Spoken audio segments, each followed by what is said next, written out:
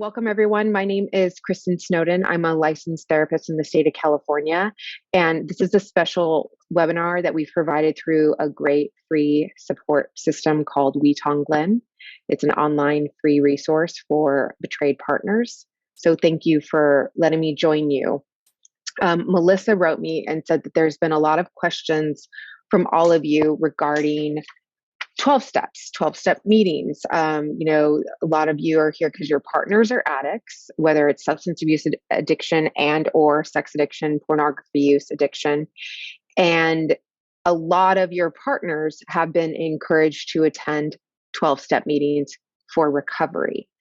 And so there have been a lot of follow-ups. What are 12-step meetings? So I wrote a book on the 12 steps with the help of an addict who's in recovery. Some of you may or may not know about it. It's called Life Anonymous. And my purpose behind writing it is because while I don't identify as an addict, I found the 12-step concepts to really resonate with me. I was at a time in my life where religious practices, I was having a really hard time with religion, and my feelings about that were really shifting and changing. So I didn't feel like a safety and security and stability from that source. And in therapy, I was struggling with that as well. And the whole reason why I was feeling unstable was my relationship was dramatically kind of thrown upside down. And I was moving towards divorce and a new way of life, and I was lost. So while I was working at addiction treatment, I was surrounded by a lot of people who were in recovery using various 12-step concepts, whether it was like Narcotics Anonymous, Alcoholics Anonymous, Sex Anonymous, Codependence Anonymous, Overeaters Anonymous, Sex and Love Addicts Anonymous. So a lot of them had a lot of different programs going on in their life, and I was really curious about them. So Melissa mentioned that you guys had two-part questions.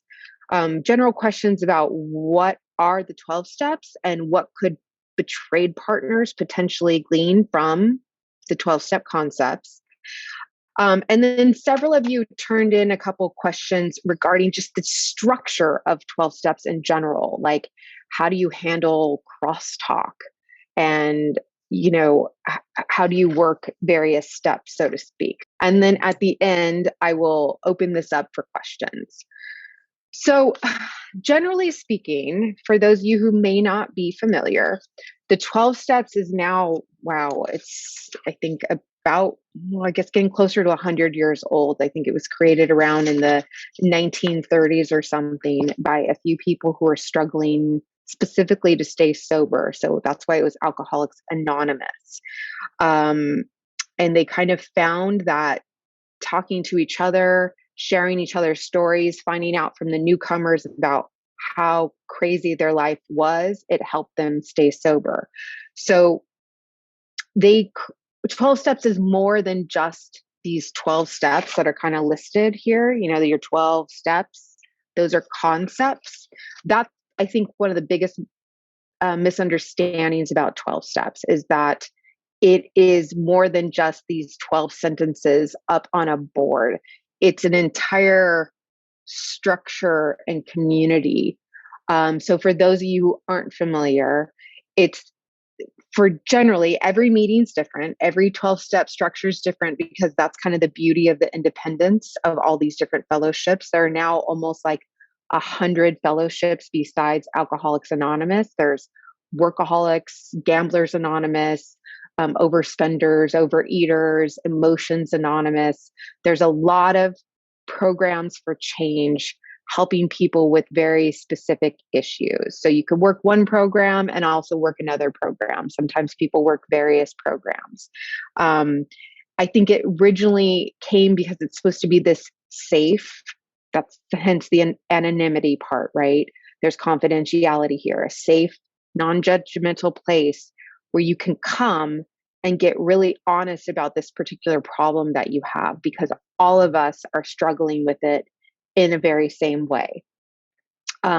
And each of the individual fellowships or meetings are supposed to be run individually and independently. So Scott Brassart, who was a co-author on my book, Life Anonymous, he has been in the recovery world for, almost 30 years now. I want to say 26 years or something. And so he has a lot of experience, far, far more than I ever have with the 12 steps. And, he just wants to emphasize that every group is run differently by themselves. So I could tell you what our experience shows us, but you may walk into a group that's run very differently. And that, there's the secretaries and treasurers and the coffee makers and the greeters. And those are all kind of different positions that exist within the structure of these 12-step meetings. Let's dive into 12 steps specifically. So the 12 steps generally, very generally, are, again, it's a program for change. It starts with this idea of step one is saying that I have shown powerlessness in this particular area of my life. And my life's become unmanageable because of it. So Melissa was saying, hey, betrayed partners want to understand, how can I apply this, to my life? My partner's life is gone mad, and he's done these crazy things and made these horrible choices all because of his addiction. How am I powerless? Well, that's something you can explore, but sometimes it can be that you're just simply powerless to the whims of these people and what happens outside your life. Ultimately, that's kind of what I aired on, that I admitted that I'm powerless to the choices that other people make. I can't control. I'm such a control freak that I really thought that I could, do religion a certain way, do my job a certain way, be a parent or be a partner in a certain way that would get very specific outcomes and kind of engineer out all the risk and uncertainty and struggle in life. And I had it pretty brutally delivered to me in various life lesson packages that I am powerless to all those. I can try to make the best choices within myself, be the best person I can try to be, but I don't know if my partner's, ever going to leave the relationship. I don't know if I was with an addict, that whether or not he or she would relapse. I can't control the geopolitical world, but it's this idea that I am powerless to what's going on outside, what's happening here, and my life has become unmanageable because of it. So specifically for my life, my world was falling apart. I was emotionally floundering. I'd swing between rage and fear and struggle and hurt and extreme insecurity, a lot of shame of, am I not enough? Will I ever have a life? Do I have what it takes to survive what life is thrown at me? Questioning everything, questioning every relationship, unable to trust anybody, really, really struggling with being vulnerable. So my life was unmanageable as I was dealing with the powerlessness of life was handing me. The saying for steps 1, 2, and 3 is, you can't, God can, so let him. And the idea is that the second steps came to believe that a power greater than ourselves can restore ourselves to sanity. So you can use the word God if you believe in you're a monotheistic believer in a God and a higher power. Some people really struggle with that. So they just want to find some kind of source that it's like, okay, I can assert no power in this world. I could get cancer tomorrow and die. You could leave tomorrow. You could think I'm a terrible therapist. This is a horrible webinar. All I can do is surrender this to like some kind of higher energy, some higher power. I can do that through prayer, meditation, grounding, spending some time in a spiritual practice. But I've come to believe that a power greater than ourselves can help regain sanity to my life, keep me in my body, help me remember what's most important in life, help me make choices and behaviors that are congruent to what I set out to be, remind me what those were. And then 3 is made a decision to turn our will and our lives over to the care of that God or that higher power as we understand that God or the higher power. So it becomes like a practice. And again, in this 12-step book, I just want to let you know about the structure of this if you're interested in learning more. Scott's the recovering addict. So he kind of writes more about what he learned in the rooms, when he was going through the 12 steps with his sponsor and with his fellowship. And then I, as a therapist, come in with, in each step, what particular behavioral exercises, some contemplative discussions, questions, education can help you process the step 1 concepts, the step 2 concepts, etc. God, spirituality, etc. But let's get back to step 3. So step 3 is you made a decision to turn your will and your life over to the God. So whatever practice allows you to kind of, the big points are humbling. Addicts especially, and I know most of you here are not an addict, but addicts especially have to really realize that their best thinking got them here, that they're going to continue to make really poor choices with their really bad filtration system of what sounds like a good idea versus who I really want to show up as a person. And they have to humble themselves to accepting an influence, accepting that their best thinking got them here, that they have flawed filtration decision-making processes, and they need to let something in to help them from here on out. So then once we kind of break through the defensiveness that, okay, I can't do this myself, I need help, please. I need help from this fellowship, from this community, from these people around me. You start getting down and doing the work. You make a searching and fearless moral inventory of ourselves. Your good, bad, light, dark. Now, this is a big one. I will talk about this for betrayed partners. They go, well, what do we do? Like, we didn't hurt other people. We were hurt by our addict. This is our good, bad, light, dark, because the steps leading up to this are going to be exploring, admitted to God and ourselves, to another human, the exact natures of our wrongs. And then step 6 and 7 are about exploring your character defects. So this is what I kind of talk about for 4, 5, and 6, is that what we're currently going through, this crisis, is traumatizing. But as I've mentioned to you guys before, if you've been to my webinars, crisis is also an invitation. Another word for crisis, the Greek word for it is sift.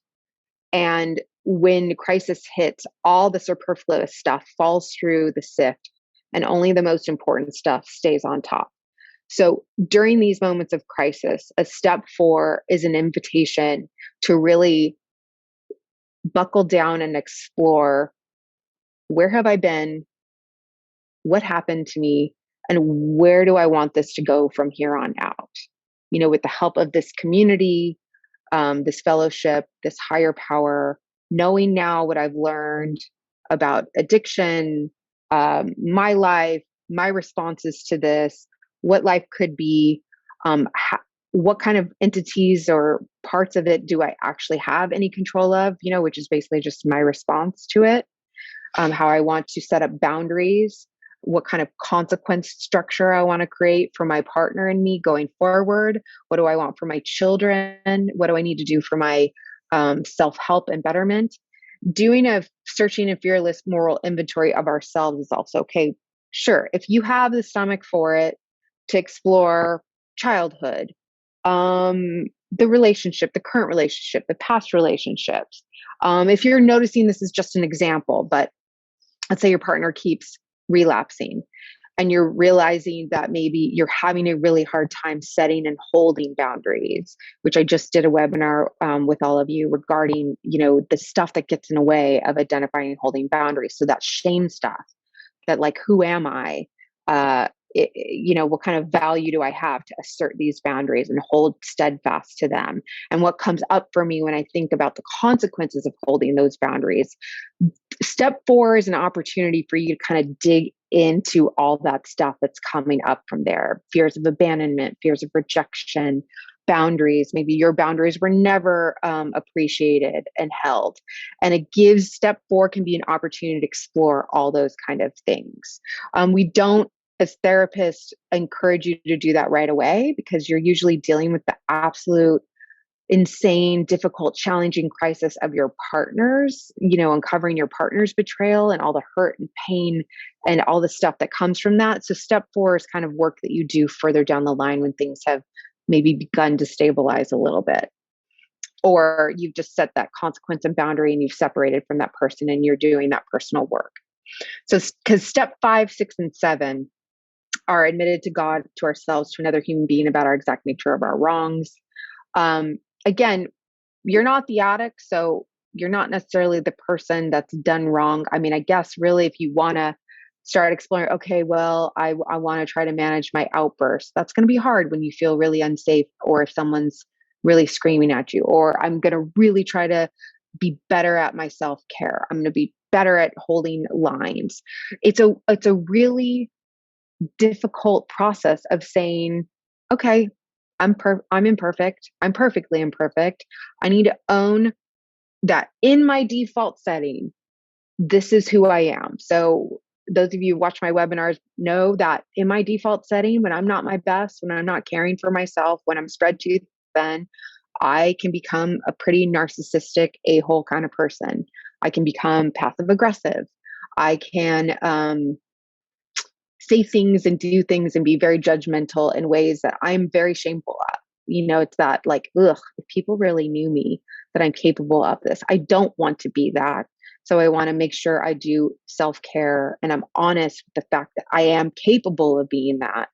Now, let me caveat that I could be as narcissistic or assholey as, to kingdom come and back again.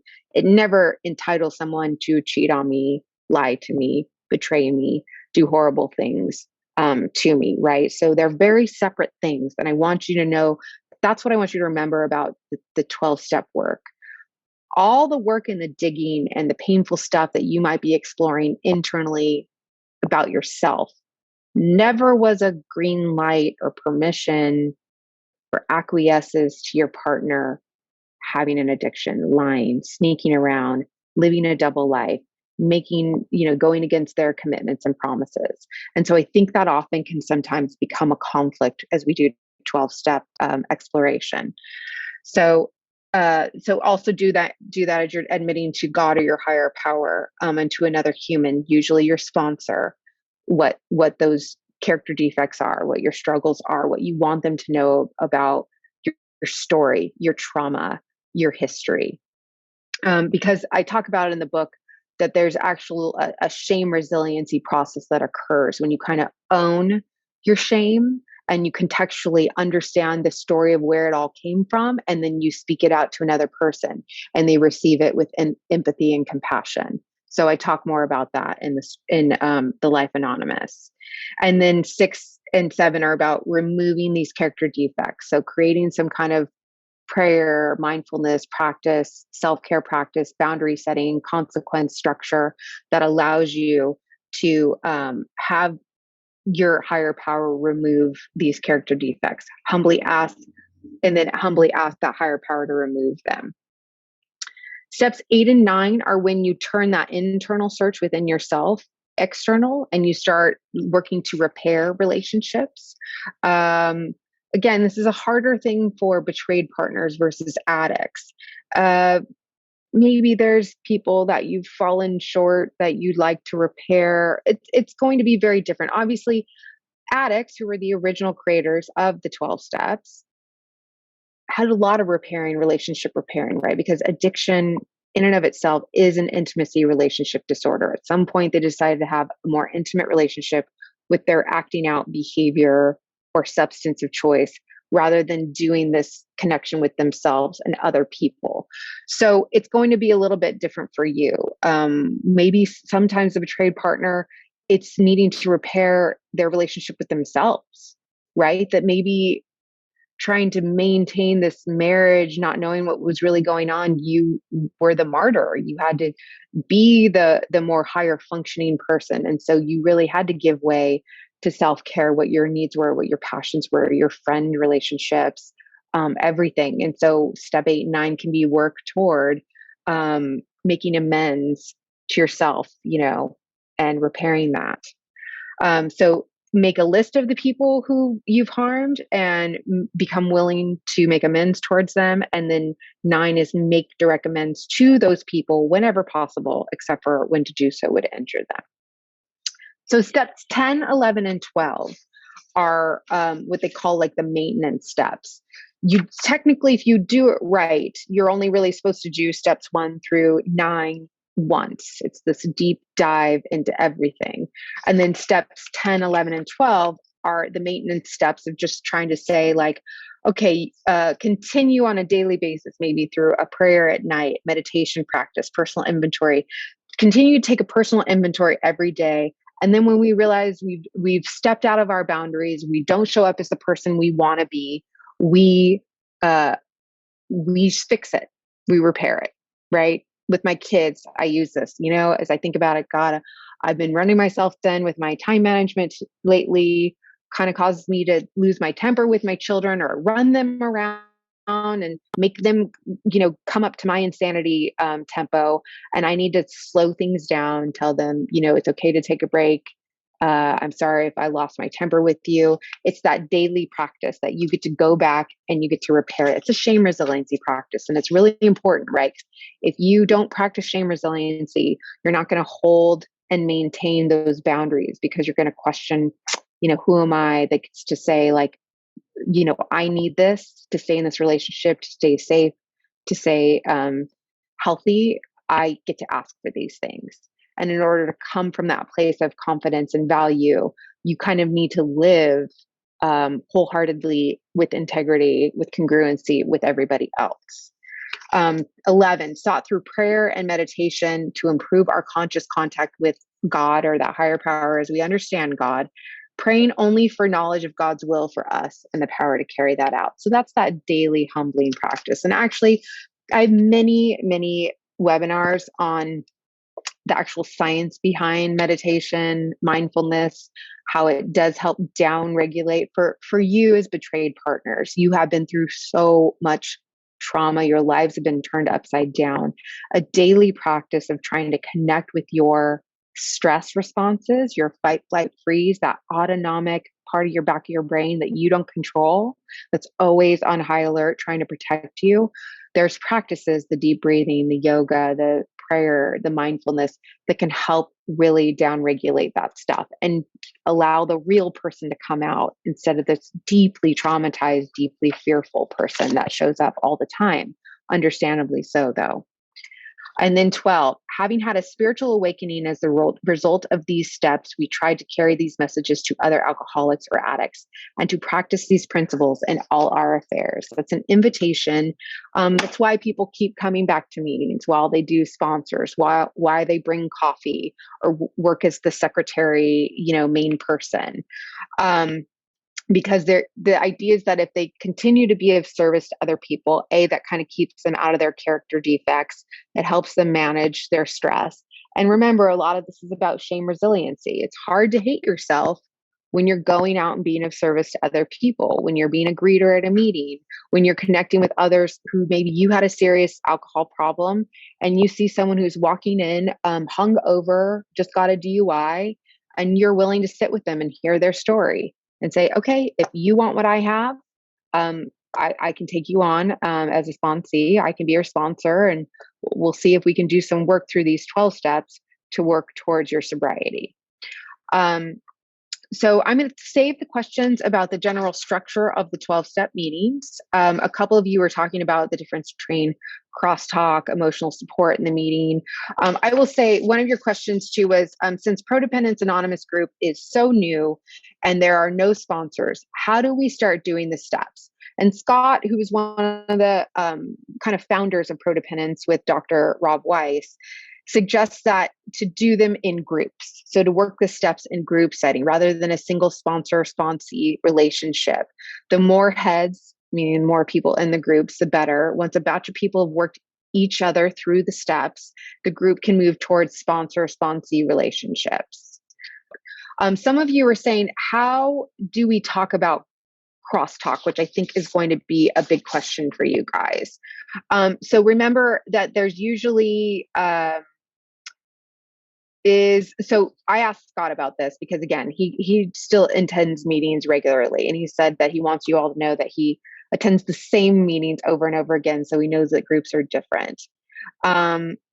So generally, he says every group handles crosstalk differently. Generally, it is discouraged, meaning we should not comment on other people's shares or offer advice. If we want to do that, we should save it for the meeting after the meeting, he says, that occurs in the parking lot or over coffee. And even then, only if the person is receptive to having that conversation. That said, plenty of groups allow various levels of crosstalk. Some encourage it, and some discourage it. It's up to the group and how they want to run the meeting. If there is to be no crosstalk, it is wise to add a sentence to whatever is read at the start of the meeting to make this clear. So whoever's running the meeting is usually in charge of that. And groups are different, how the groups run, the group itself. There's a group secretary is usually voted in every 6 months, and they're the ones that are supposed to maintain the rules, remind everybody about the rules, possibly step in when there is too much crosstalk. Sometimes during the meeting, they'll say, hey, we're just reminding you that if you want to talk about this, we can talk about it after the meeting. And if there's no crosstalk, the secretary might say, normally, we do not allow crosstalk, but if it's okay with the group, perhaps we can make an exception, et cetera, et cetera. Or say, excuse me, so-and-so, but this is a no cross-talking meeting. That means we do not comment on other people's shares or offer advice. If you would like to speak to someone about their share, we ask that you do so after the meeting. So hopefully that provides a little bit of clarity. I'm going to try to get some of these questions answered. Let's see. The audio recording of the book, no, I have not done that yet, so I'm sorry. And also, yes, to mention, by the way, speaking of this, so I'm glad I actually am seeing this. You can get this book, but I spent all of last year on sexandrelationshiphealing.com and also on my YouTube channel, kristinsnowden.com. Each webinar taking an hour talking about how you can work each individual step, right? Step 1, step 2, the exercises that I have in here for you to sit down and work with it.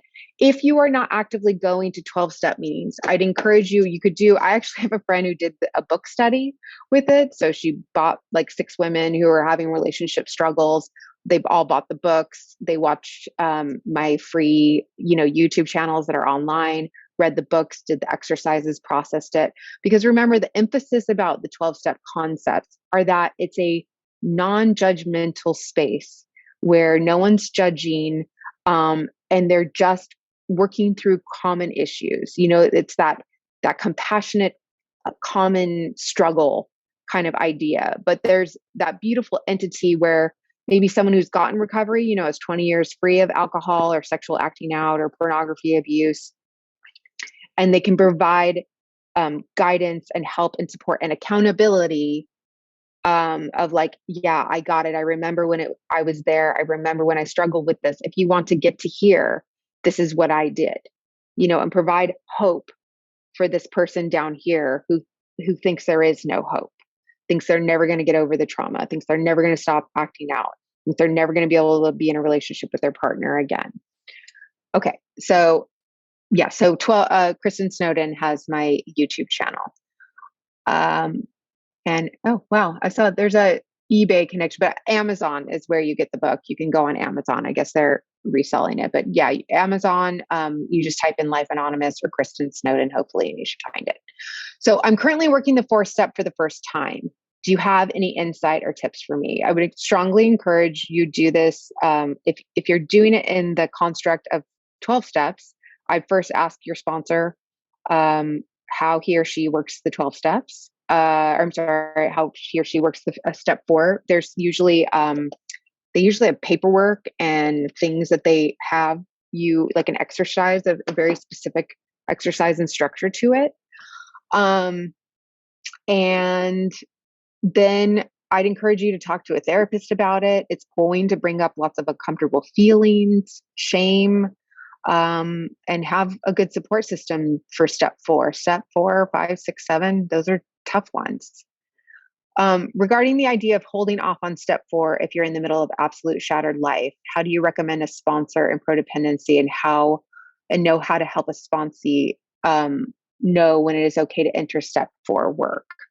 That's a really great question. I did talk a little bit about how you can be working in Prodependence Anonymous right now, since there's not people who have, years of recovery and years of insight of how they kind of got through their situation. I'm still a proponent of using therapists.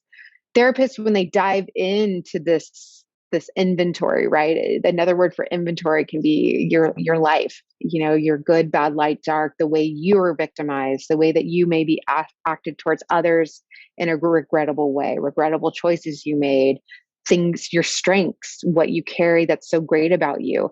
This can all be done with the help of therapists and your support group too. So holding off on it, I would just pay attention to how the person's reacting to it. If they're strongly dysregulated, not sleeping at night, shaking, crying constantly, that's telling me their body is in major trauma still. So their partner may never get their stuff together. So you may not need to wait for your partner to ever get your stuff together. But I want you to wait till you have a strong support system. So when you start shaking or have a flashback or you get dysregulated, you have several go-to ways of grounding yourself. So I think one of my webinars, it's called the nervous system, something about a betrayed partner's nervous system, or the neurobiology of betrayal trauma. Those really get into how you can start working on and exploring downregulation skills to create stability in your life despite what your partner is doing. So you can dive into uncomfortable things like step 4 and have more skills to deep breathe and stay present, because the more disconnected and traumatized we get, the more concerning behaviors that can happen, right? Things that we don't mean to happen. How do we get started having sponsors in PA when we're new? I answered that. So hopefully you guys understand that better. Did I hear correctly that most 12-step groups do not allow crosstalk? Has Scott ever been part of meetings that allow crosstalk? Yeah, there's a couple. If you look, you can even just go to I send a lot of clients to Los Angeles Sex and Love Addicts Anonymous.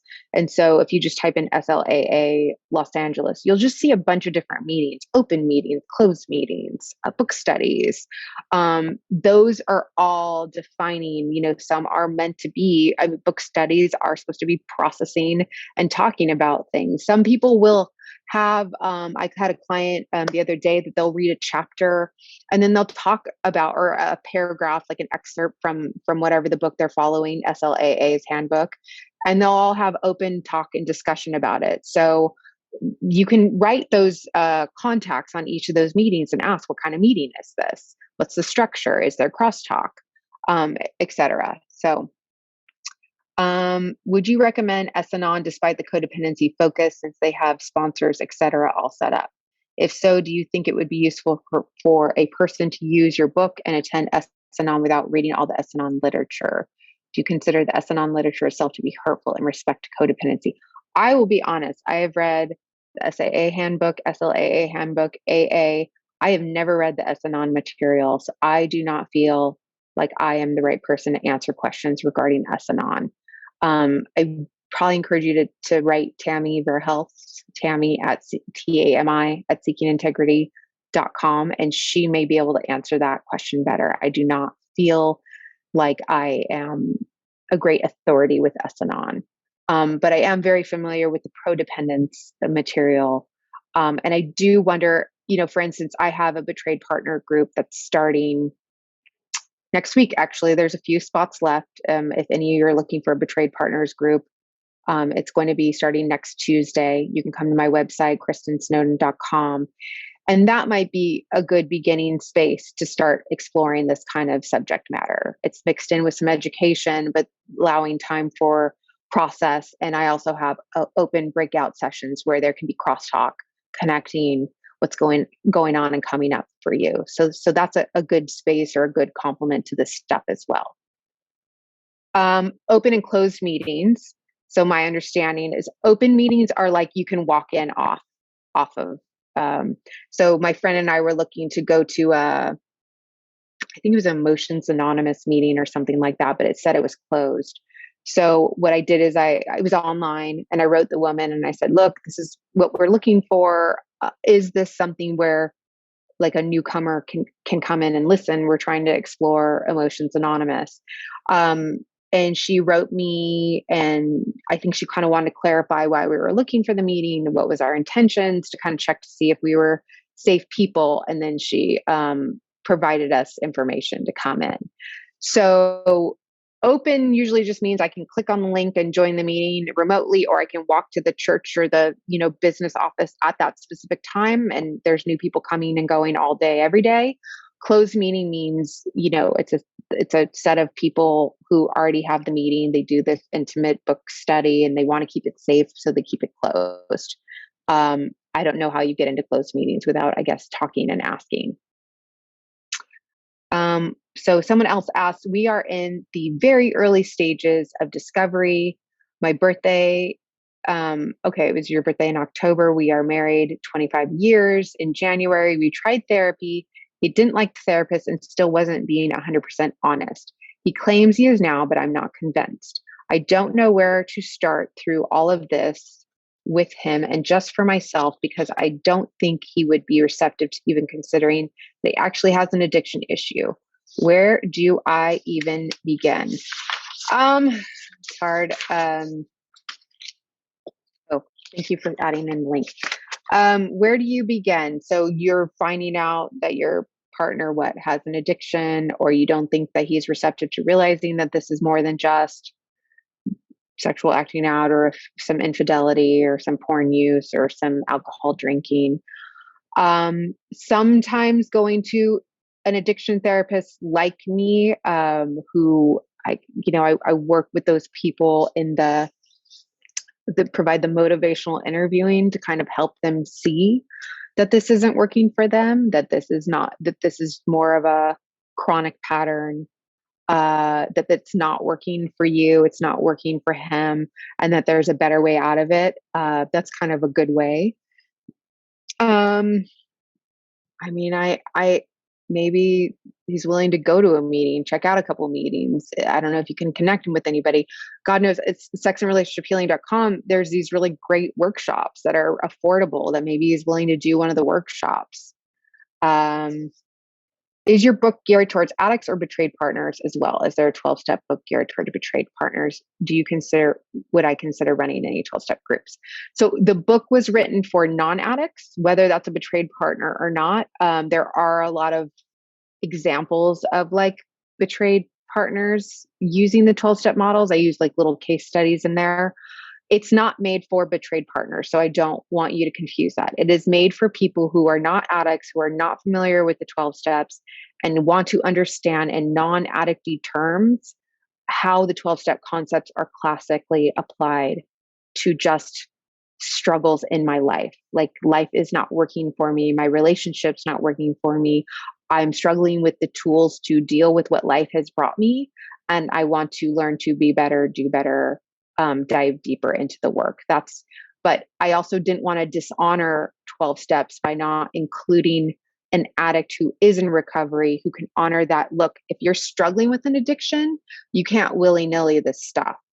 And I wanted Scott to be like, this is how, if you have an addiction, you don't get to like sit and ponder, how much alcohol can I just switch to beer instead? That there's an abstinence protocol to this. And I really wanted to honor that by including that addicts who are struggling with an addiction, with life-threatening, relationship-threatening, job-threatening behaviors and choices, have to do something in a very specific, structured way. And people who are just generally like, life is not working for me, this isn't going well, I wanted to invite them to think of healing and change through a 12-step recovery lens. meaning getting the help and support of some kind of community, therapist, people who've been through similar things, who can hear you, who don't tell you how to fix it or just leave the dope. Why are you still with the guy? Explore really vulnerable things, do some shame resiliency and trauma resiliency practices that are incorporated into the 12 steps, and move towards healthier change. Please talk about the pros and cons of allowing crosstalk in 12-step meetings. Well, so like I just said, you want to feel like this is my safe space. Okay. My life has gone upside down, especially for those who are betrayed partners of sex addicts, of substance abusers, whatever. Money's gone. Maybe he's been arrested. Maybe there's DUIs. My life has been turned upside down. I can't just go to anybody to talk about this because I get all the, why are you with this person? And you feel judgment. You feel like you're bad, you're wrong, you're dumb, you're not holding boundaries well enough. You need to go to a place where there's other people who understand what you're going through. And you want to be able to share. And the last thing in the world you want is for them to be judging you. Well, then you just need to do X, Y, and Z. Oh, well, then you just, right? And so crosstalk can feel unsafe sometimes if it is not structured and you understand that we're in a space where it's structured. Like to give an example, I have a client who's going to SLAA, and she's going to SLA because people are very scary to her. She kind of got this very disconnected connection with people, unhealthy connections, right? Avoidant connections. And so they were talking about the pros and cons of co-ed meetings. Good means she personally, because of her trauma, she said, I feel like it's scary having men in the meetings. I don't feel comfortable having men in meetings. And I guess someone kind of chimed in and was like, well, I disagree. And granted, that was a meeting where crosstalk was allowed, where it was understood they were going to have discussion about the topic. So I think she was prepared for that. But it was hard for her, and she felt judged. She felt like she was wrong for saying that, for feeling that. And, she took all those feelings and we processed them in therapy, which is great. That helps. But imagine if you weren't expecting someone to chime in, if it was just kind of your time to share in the meeting, there's no crosstalk, and then someone just comes in. So there's no pros or cons. It's just some meetings are meant for processing, crosstalk, open discussion. Some are not. And it's just about preparing the neurobiology, the nervous system for other people, other opinions, etc. Do I think my book is enough to tackle the 12 steps, or are there any resources one should get and work through at the same time? You mentioned Codependence Anonymous material. Is that just one short Rob Weiss book, or are there others? Every fellowship, like the 93, all have handbooks. I'm not in my office, so I don't have my handbooks like the SLAA handbook and the big book and stuff like that. All of those 12-step meetings have really great programs. Do I think my book is enough to tackle? No. My book, like, I want to make this clear. This is not supposed to be in absentia. Like you just sit with your book in a room and tackle the 12 steps. If anything, one of the themes of this book is to say you can't do this alone. I want to clear out misinformation and misunderstanding, also help you become enlightened about what your partner might be doing in his 12-step meetings through Scott's story. And I provide some of my favorite exercises and therapeutic tools that I find to work in my therapy and when I work at my treatment center. But it's not like a end all be all. I would love for you to go to real 12-step meetings, or like I even tell clients, if they don't want to go to 12-step meetings, if they're anti that, fine, then find a group of a few people who've cleaned up their stuff, who know how to call you out on your stuff. You're willing to accept their influence. You feel safe enough to be candidly honest with them every day. They do the same. You show up for each other through your darkest and most difficult times, then great. That could possibly be a replacement to it. Would your book work well as a step workbook for PA meetings since there isn't an official PA step workbook? Possibly. Scott and I have talked about working with Rob to see if these concepts can be incorporated into the Prodependence Anonymous, right? Because it's not for someone who identifies as an addict. It's someone who loves an addict and is tired of being blamed or pathologized because they love and want to be in relationship with an addict. And just help them to kind of keep their side of the street clean. Okay, what do I have control of? How can I keep myself safe, create boundary structures, etc. Can you explain more about why crosstalk can be harmful and also how it doesn't mean you aren't being supported in the meeting? There's a lot of talk about crosstalk, so I'm wondering if this comes up a lot. I think it's just if someone is not expecting crosstalk, we are all feel like imagine if we walked outside into the sun, but we had our first layer of skin ripped off of us. We are going to be vulnerable and reactive to the slightest wind blow or to the slightest sun ray. And that is what it feels like coming into these meetings and sharing like our deepest, darkest pains. And so any sign that someone might be judging, disagreeing with us, um, you know, challenging us can feel very fragile. Can it also be good? Yeah, sometimes because being challenged and pushed and having us ask questions of ourselves that we weren't thinking of before, it can be very helpful as well. But we just need to be very mindful of how vulnerable crosstalk can feel to some people. I hope that example is helpful to you. So are there classic 12-step meetings, no crosstalk book meetings, might allow crosstalk speaker meetings? Yeah, generally. And I think Scott would say every meeting is different. Every fellowship is different. Every city has different. I happen to live in the Los Angeles area where there is just, like I said, you could type in Sex and Love Addicts Anonymous, Los Angeles, and just like a bajillion different options. I could go to a beach meeting. I could go to a young people in recovery meeting. I could go to a closed meeting. I could go to a men's professional meeting. There's so many that you may not live in the city where it's super accessible, but there are a lot of Zoom meetings that you could be attending as well. Sorry, I meant more whether other books would be needed at the same time. Do you give it enough guidance in the book that I could work the steps in a group with just your book? Maybe.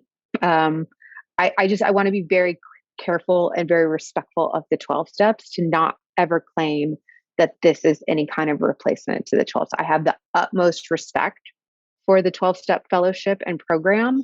And especially if someone's an addict, I want to be like, get your butt in a meeting, go work with a bunch of people who have found recovery in your particular problem, and work those steps the way they've asked you to. So I just want to be very mindful of that. I'm trying to walk very carefully on that line. I think my book's great, but I'm biased. I poured my heart and soul into it. I also put some really great therapeutic tools and exercises into it. Scott's an incredible writer and his story is really great too. And what he shares is great too. But I don't want to say that it's the end all be all by any means.